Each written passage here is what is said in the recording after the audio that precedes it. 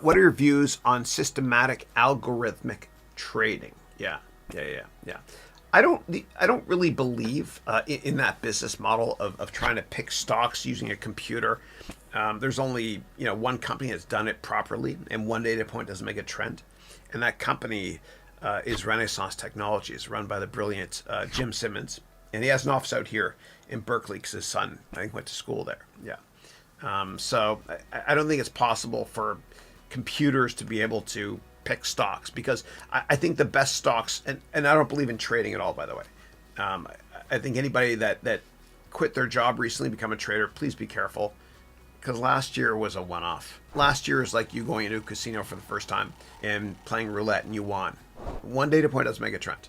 Be long-term focused. And so I think that computers can try to pick stocks in the near term, but there's no way that they can pick stocks longer term. I think you got to be very, very long-term focused. As Warren Buffett said, the longer the view, the wiser the intention. Yeah. Don't believe me? Give me names, please, of successful traders. What are their names that have made money constantly year after year? They don't exist. Because as Nicholas Taleb said, you're fooled by randomness if you think you can make money every year as a trader.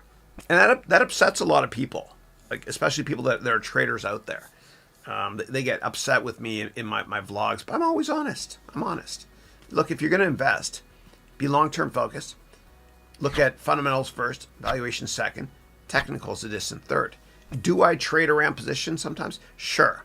If the market's overbought, do I take a little bit of profit? Sure. But you know what?